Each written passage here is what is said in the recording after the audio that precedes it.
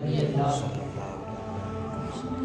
اللہ تعالیٰ علیہ وسلم فرمان مصطفیٰ صلی اللہ تعالیٰ علیہ وآلہ وسلم ہے کہ جس نے مجھ پر ایک مرتبہ درود پاک پڑھا تو اللہ تبارک و تعالیٰ اس کو 10 مرتبے نازل فرماتا ہے۔ اور میرے آقا صلی اللہ تعالیٰ علیہ وسلم نے ارشاد فرمایا جو مجھ پر 10 مرتبہ درود پاک پڑھے تو اللہ تبارک و تعالیٰ اس کے 10 گناہ معاف فرماتا ہے اور اس کے 10 درجے بلند فرماتا ہے اور اس کے نامہ اعمال میں 10 نیکیاں لکھتا ہے۔ آج ہم سورہ اخلاص کا ثواب یعنی قل اللہ کا کیا ثواب ہے اس بارے سے آج ہم سوال کریں گے۔ حضرت سیدنا عماد مکی رضی اللہ تعالیٰ عنہ فرماتے ہیں کہ میں ایک رات مکہ مکرمہ کی قبرستان میں سو گیا، کیا دیکھتا ہوں کہ قبر والے حلقہ در حلقہ کھڑے ہیں۔ میں نے ان سے استفسار کیا کیا قیامت قائم ہوگی؟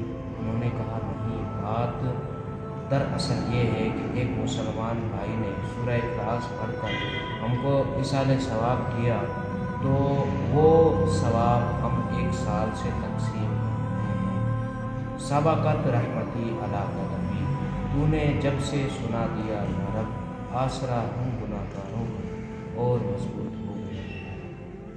یعنی جو بندہ سورہ اخلاص پڑھتا ہے، قبرستان والے ایک مرتبہ ایک صحابی رسول مکہ مدینہ میں تھے اور وہ کہہ رہے تھے میں قبرستان میں سو گیا تھا، اور قبرستان میں سونے کے بعد رات کو جب میں نے دیکھا تو ایک جماعت دوسری جماعت پر سبقت کر رہی ہے، یعنی قبرستان سے اٹھ رہے ہیں مردے۔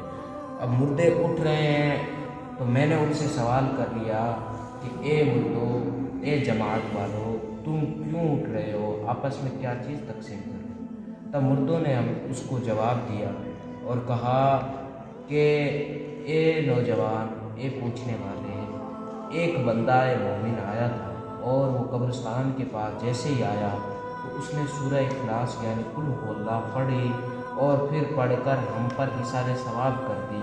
جب ہم پر ایصال ثواب کر دی تو 1 سال ہو گیا، ہم اوپر اس ثواب کو آپس میں تقسیم ہی کر رہے ہیں۔ 1 سال ہو گیا، اس ثواب کو ہم آپس میں لے ہی جا رہے ہیں، وہ اپنا لے جا رہے ہیں، لوٹ ہی رہے ہیں۔ خزانہ اتنا ہو گیا ہے، ایک مرتبہ درود سورہ اخلاص پڑھنے کا اتنے نیکیاں ہو گئی ہیں، یعنی اتنا خزانہ ہو گیا ہے، دنیا کی مثال دوں تو اتنا خزانہ ہو گیا ہے کہ پوری دنیا لوٹ ہی رہی ہے۔ 1 سال سے ہم لوٹ ہی رہے ہیں لیکن نیکیاں کم نہیں ہو رہی۔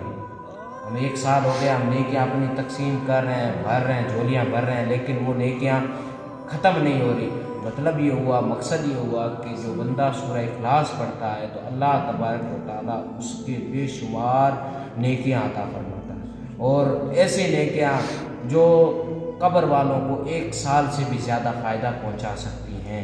اسی لیے تو کہا تو نے جب سے سنا دیا یا رب آسرا ہم گناہگاروں کا، تو نے جب سے سنا دیا یا رب آسرا ہم گناہگاروں کا اور مضبوط ہو گئے۔